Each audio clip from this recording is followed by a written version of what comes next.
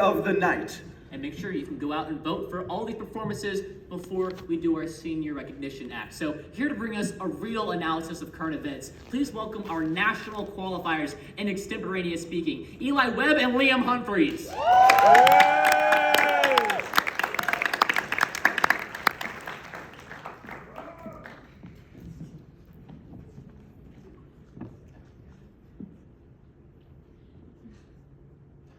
One of my favorite movies of all time is Star Wars. Now, growing up, I was always a huge Star Wars kid. I bought all of the Lego sets, collected all of the lightsabers, watched the movies a million times, and I think that if Star Wars taught me one thing, well, it would probably be consumerism. But if Star Wars taught me two things, the second would be that allies are completely useless. I mean, Luke totally could have won the war all on his own without any help if he wanted to, right? Right? Well, as sourced by the Global Conflict Tracker from February 24th of this year, the war in Ukraine has been ongoing for nearly 5 years. This conflict began after Ukraine tried to grow closer to NATO, or the North Atlantic Treaty Organization. NATO was founded in 1949 after World War II as a means to curb Soviet expansion through the Warsaw Pact. However, if you look at any modern world map, you'll see that the USSR and the Warsaw Pact are gone, but NATO still remains. So now what should they do in the modern day? The answer is largely curb Russian aggression, and go figure, Russia doesn't like that. So when Ukraine, one of Russia's largest land borders, tried to get closer to NATO, Russia responded by attacking in order to make a buffer region, essentially a space which they control to put more distance between themselves and the alliance. Now, as the conflict has gone on, Ukraine has done quite well for themselves, coming to a full stalemate. Much of this is due to foreign aid which comes in from other countries, especially the US. However, as time's gone on, many people within the US have started to question whether it's to our advantage to keep supplying Ukraine. How we handle this sets an important precedent not just for us and Ukraine, but for our relationship with all of our allies. As a result, this might lead one to ask themselves the question, why should the US stop supporting Ukraine and instead just call it character building? And my answer to that is first, Ukraine's doing just fine on their own. Second, they don't really need more help. And third, we have our own better problems. Now, the reason why Luke was able to blow up the Death Star wasn't because of Obi-Wan guiding him or his friends stopping him from dying. He's just naturally talented. Like Ukraine.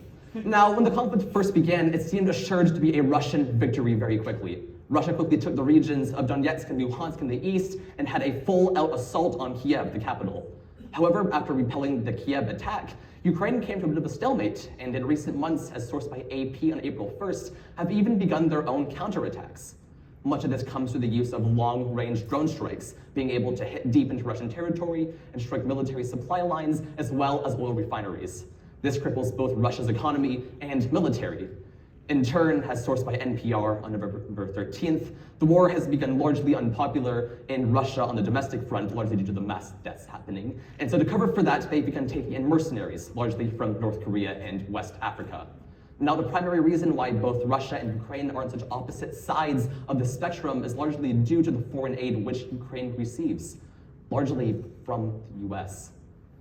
Therefore, there is a strong argument to be made that the primary reason why Ukraine is doing as well as they are and have and hopefully will is due to this US aid. And therefore, we should cut it as soon as possible. I mean, how will they grow? Think of it like a child living in their parents' basement. They need to spread their wings and fly and live out. And how do they do that if we keep helping them? Therefore, it's to our advantage and Ukraine's if we stop funding them immediately. Now, if the rebels hadn't been so reliant on interstellar aid, then likely Alderaan would have never been blown up by the Death Star for helping the rebels. Think of Alderaan like the US, and the Death Star like responsibility. Now, the war was largely destructive for Ukraine, especially starting off, this being as sourced by the UN Agency on Refugees, as them cutting out major supply lines for energy and coal, as well as bombing out their agricultural district. This has created a massive humanitarian crisis. 9.3 million people displaced, 6 million of which are full-on refugees. 10 million in need of humanitarian help, 2.2 million of which are children. Adding on to this, Russia has bombed over 90 different healthcare facilities, completely crippling Ukraine's ability to even help the people in need of it. However, the way in which Ukraine has been going about handling this is through foreign aid. As sourced by the Council on Foreign Relations from February 23rd of this year, Ukraine has received over 400 billion euros in supplies and humanitarian aid, 100 billion of which comes from us, the US. But we don't have to worry, because as sourced by AP on April 13th, the EU just signed a new bill which sends 90 billion euros straight to Ukraine, therefore taking it off our hands and no longer making it our responsibility. It's a good thing money doesn't run out. Now, if Luke had just stayed on Dagobah with Yoda and not gone off to be a hero and save his friends and just mind his own business, he never would have lost his hand. Now, similar to the US, we have our own much better problems here at home. Now, recently the US has been on a bit of an expansionist streak throughout South and Central America.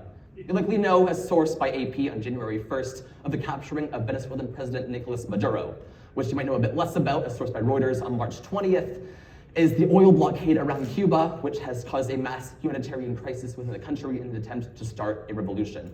What you likely know nothing about, as sourced by the New York Times on April 9th, and my personal favorite, is when the US worked with Ecuador's government to bomb cartel activity deep in their rainforest, which turned out to be a bovine facility. We bombed a dairy farm. However, this just goes to show the US has much larger priorities, and while it is true the national safety and defense is important, it's a shame that it's impossible to do both that and help our allies. But obviously, Ukraine's doing just fine and doesn't need our help. Therefore, we're completely free to go off and do whatever we'd like to. So, in conclusion, while this question and this speech are obviously satire in nature, the points made and the evidence sourced within it are still real. As it currently stands, the main reason why Ukraine has held up as long as they have is due to foreign aid, and the primary provider of that aid is the US. Therefore, there's a strong argument to be made that the main thing between Ukraine's dependence and complete Russian control over Central Europe is us. Thank you, and may the force be with you.